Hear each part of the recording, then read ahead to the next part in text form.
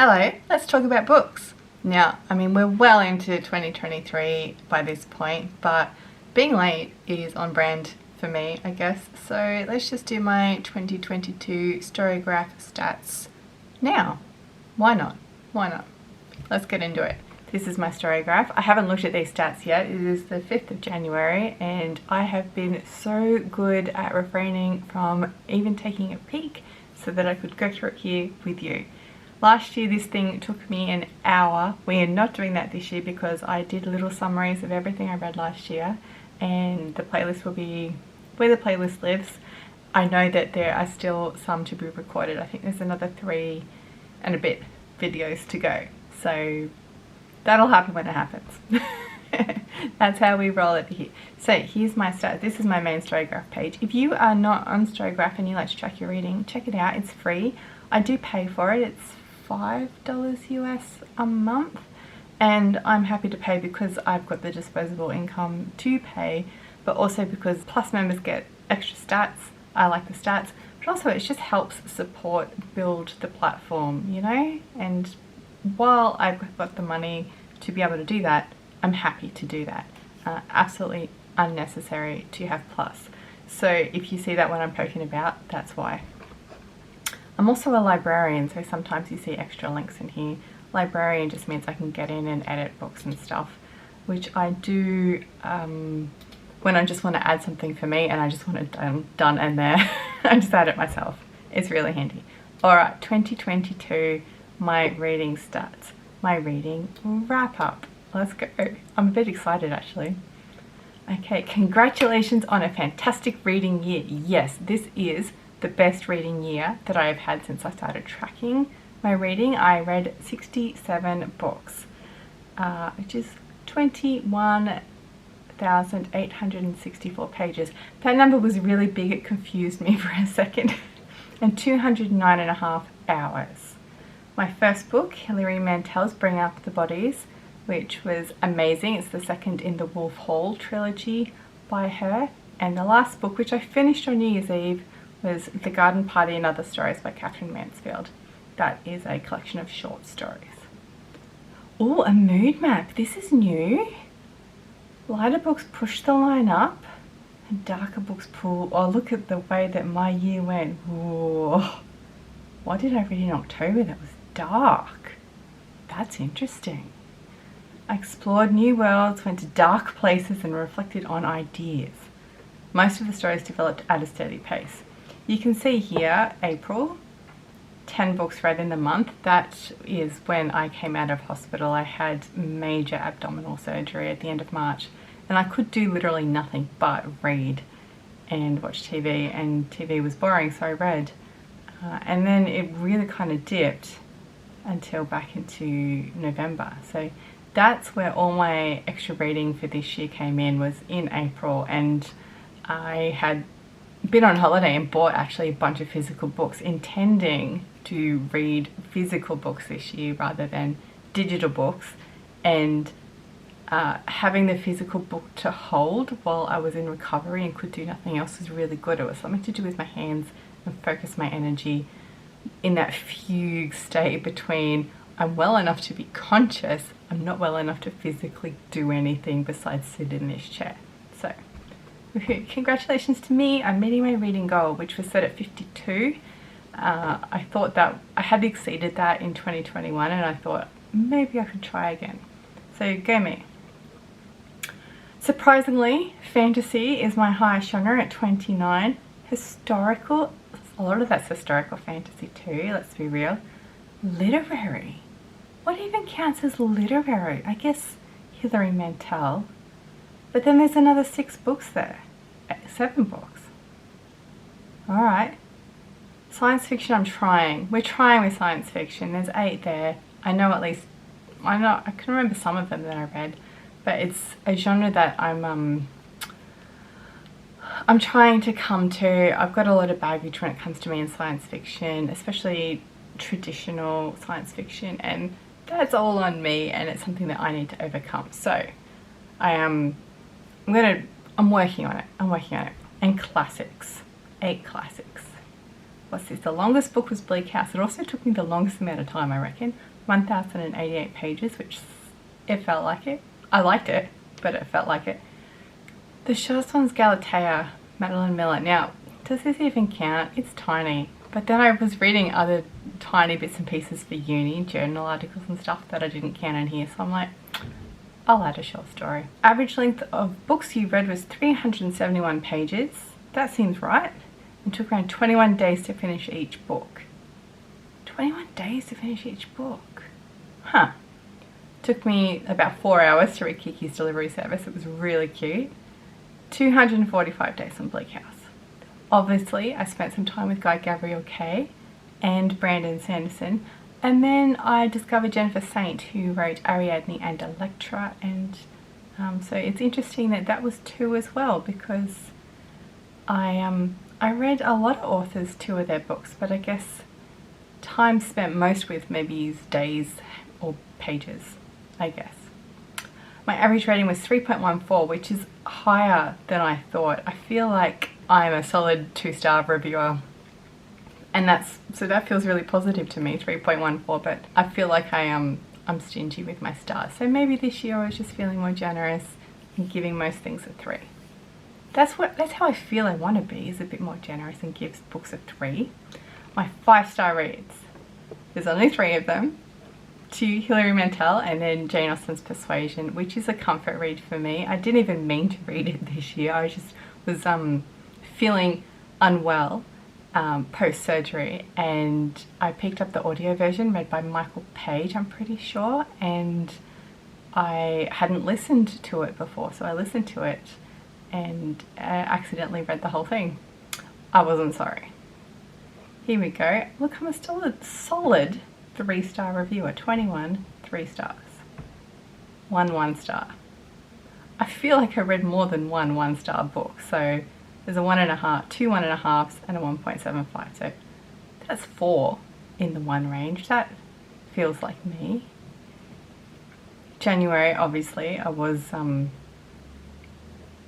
I was feeling it, and September I was not feeling it. Read most pages in June. That's probably just books I marked completed in June. Obviously everyone and their dog has read The 7 Husbands of Evelyn Hugo if they're going to read it, and I highly recommend it. I really enjoyed it. I gave it a 4.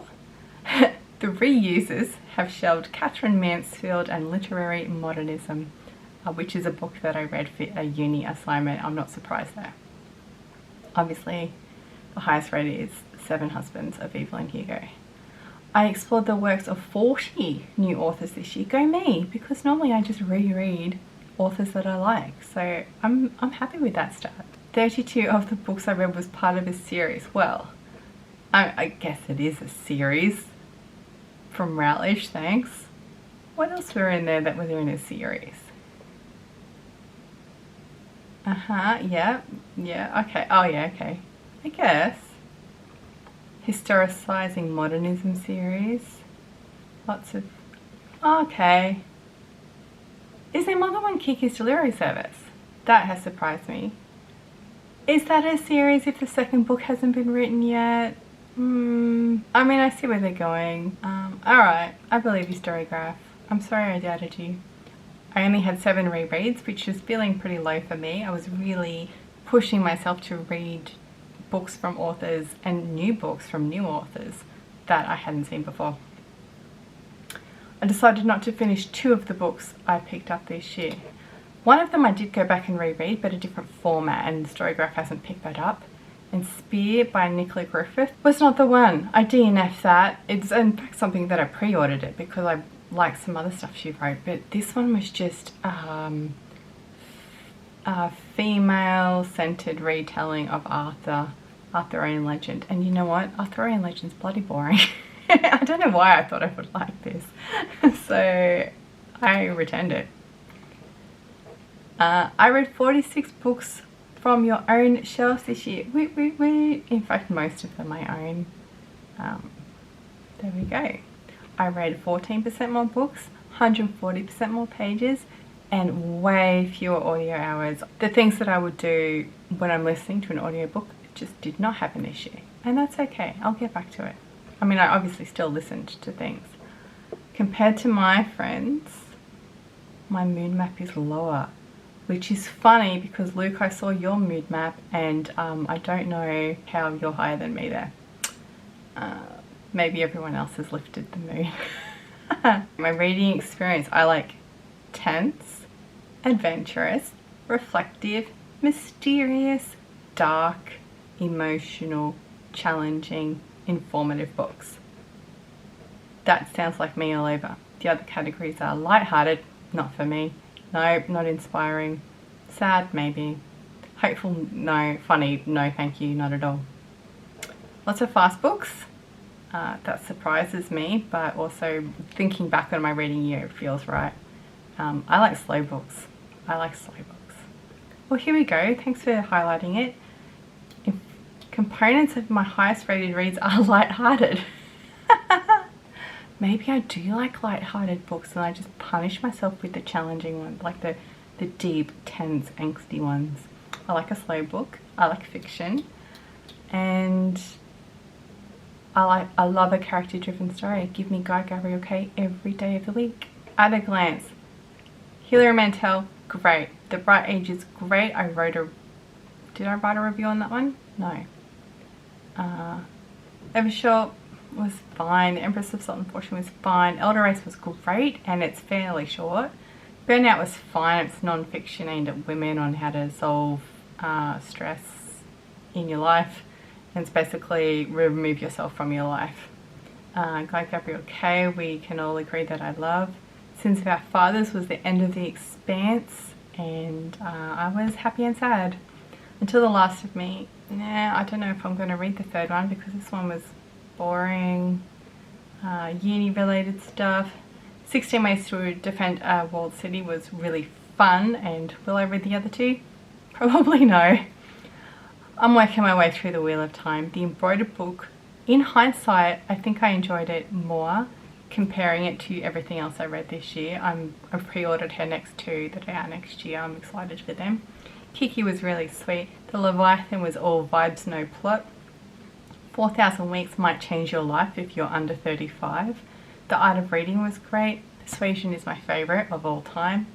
Age of Ash was fine. I don't think I'll read the rest of the trilogy. This was a non-fiction about Australian history, non-fiction about maps, more Guy Gabriel Kay. Notorious Sorcerer is the first in a trilogy I think she's writing, which my friend wrote this and it made me very excited. The Year of the Witching was horror and it gave me no, it did not give me scary dreams. It gave me boring, you're going to work and you're doing the shopping kind of dreams. Parable of the Sower, I don't know why I sat on this. It's nearly 40 years old. No, 30 years old. And it's great. Read it. Lights of Prague was pretty good. Parable of the Talents. Witchfinder's Mark was horror and it was pretty... that's a book that I gave 1 star. Hunt the Stars was a romance but set in space with an alien. Ariadne and Electra, a Greek myth. Matrix was really good. Malibu Rising was terrible. Cadfile is great all the time. The Light Ages I did write a review of. The Witcher is great. I love the Witcher books. Even though they're in translation, they are very funny, very clever. Atomic Habits I enjoyed because I do like the how to life genre. Declaration of the Rights of Magicians was fine, but I'm not going to read any more. The Mirror and the Light made me cry. It's probably the only book in here that did make me cry. The Wolf and the Woodsman was fine. Philosophy in the Garden, How High We Go in the Dark, actually that made me cry too because it's like graphic depiction of child death. Children of Ruin is Octopuses in Space. Shadows of Self and The Band of Morning and The Lost Metal down here. Not my favourite of Sanderson. The Jasmine Throne was basically vibes. Like not really much happened. How to Read Literature was great for a book for English students. Othello is a reread for me. Pygmalion is the play that My Fair Lady is based on.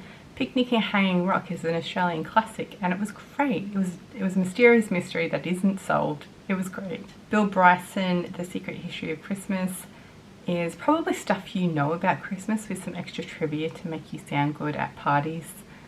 It's Audible only though.